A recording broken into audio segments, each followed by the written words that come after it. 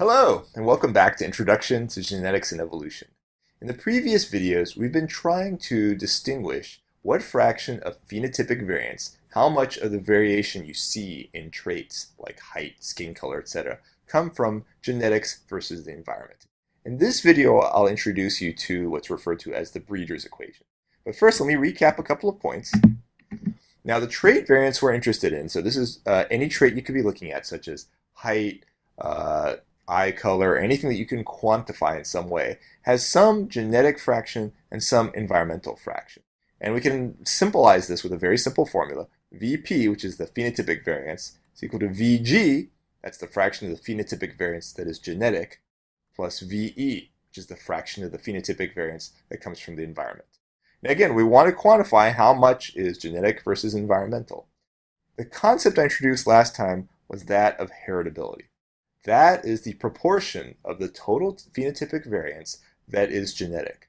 Now this is important because this genetic component is the component that can respond to selection, whether that selection is natural or artificial.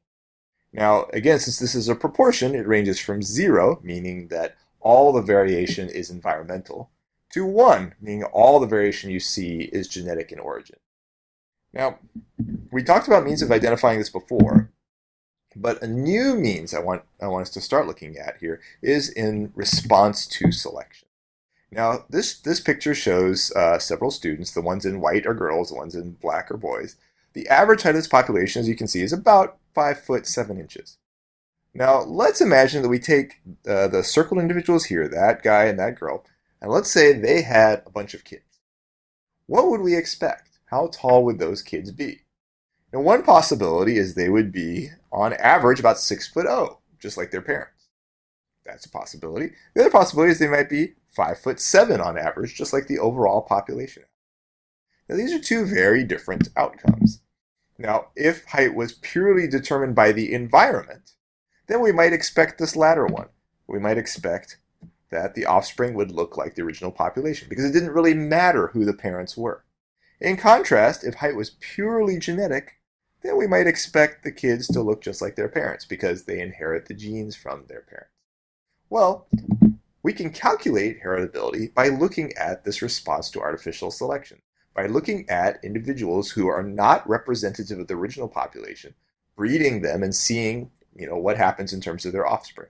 So let's use corn, one of my favorite examples, and let's say you're looking at corn height. And let's say corn height averages around 5 feet. Okay, so in the population you're looking at, that's the average height of ears of corn, or of plants of corn.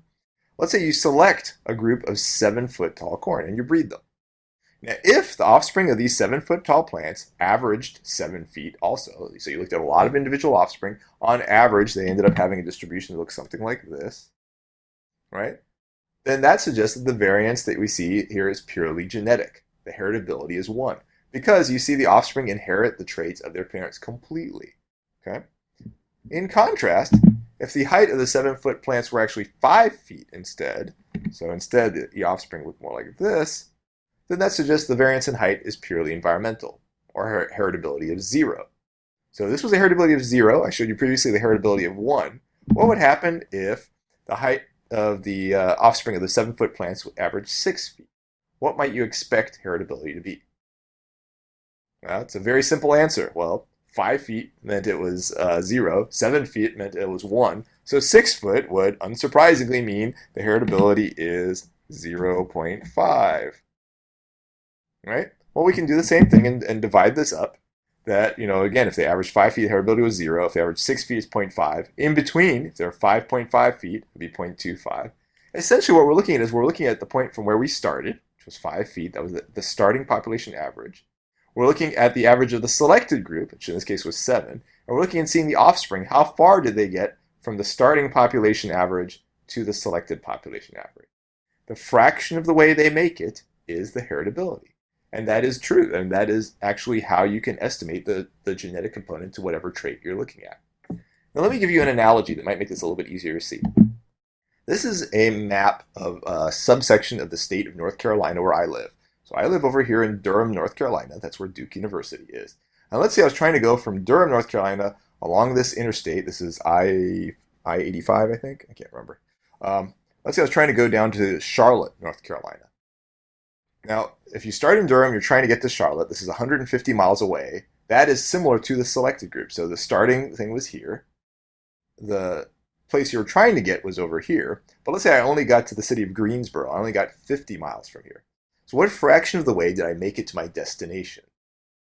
Well, I was trying to go 150 miles. I only made it 50 miles. So I made it a third of the way there.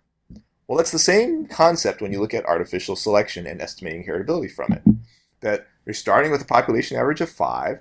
You're trying to get to this average, because this is the selected group. So these are the 7-foot tall corn. So the distance I was trying to go here was from 5 to 7. So I was trying to go 2. And in fact, I only got 1. Right? This is the new populations, or the next generation's average, which was 6. So I started with 5, was trying to get to 7, but I only made it as far as 6. So therefore, the heritability in this case would be 1 over 2. It's 1, which is the response to selection, over 2, which was the selected group. So in this sense, we can redefine heritability from one generation selection experiment. Heritability can be defined as how far you got, or the response to selection after one generation, relative to how far you were trying to get, or basically how intensely you were selecting. So heritability can be defined as R over S. The reason we can do this is because R is dictated by the genetic variance, whereas S is a combination of genetic and environmental variance, because that's what was in the original population there. Right? Because again, as I mentioned earlier, the response to selection can only be through genetic variance. Now, again, this measures the fraction of phenotypic variation that is genetic, because this is equivalent to Vg over Vg plus Ve, or, as we said before, Vg over Vp. So let me give you a sample problem to try. Let's say you're selecting for plumper turkeys to have a nice dinner. Let's say you start with a population of turkeys that average weight 25 pounds. Let's say you select turkeys with an average weight of 45 pounds from this overall population. Right? So in the population, let's draw how this might look. Here's the distribution of weights of turkey. Here's your 25-pound turkey. There are a subset that are 45 pounds. So you select this group. And let's say the offspring of these 45-pound turkeys weigh 40 pounds. So the offspring may be like here. What is the heritability of weight in these turkeys? Try this problem. Welcome back. I hope that wasn't a very difficult problem. Again, we're starting with 25-pound turkeys. We're selecting for 45-pound turkeys. And the offspring that we got were 40-pound turkeys. So what is first the intensity of selection here? Well, we're trying to go from 25 to 45. So in this case, S equals 20, because that's the difference between 45 and 25. The response, in this case, we started at 25 and we only got to 40. In this case, that is 15, which comes from 40 minus 25. So R over S would be equal to 15 over 20. In this case, would be 0.75. So the heritability in this case is fairly high. That 75% of that variance that we see is genetic in origin. Now, I should remind you, these are not perfect predictions. Right? Now, this is just giving you an estimate of heritability, and this comes back to the points I raised at the very end of the last video. The amount of environmental variance is not necessarily constant. Some populations may have more or less genetic variance than other populations. This is what you saw for your turkeys in your farm. In another farm, you may get a different outcome. And you have to remember what you're calculating. You're looking at the fraction of total phenotypic variance in the population you're studying that is genetic. So that is the Vg over Vg plus Ve. But again, this is very important, and this is something that's not only utilized just in the context of artificial selection, but this is important for both artificial and natural selection.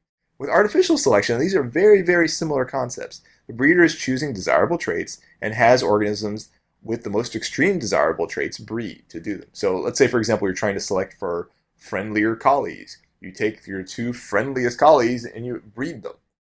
The same sort of thing happens with natural selection.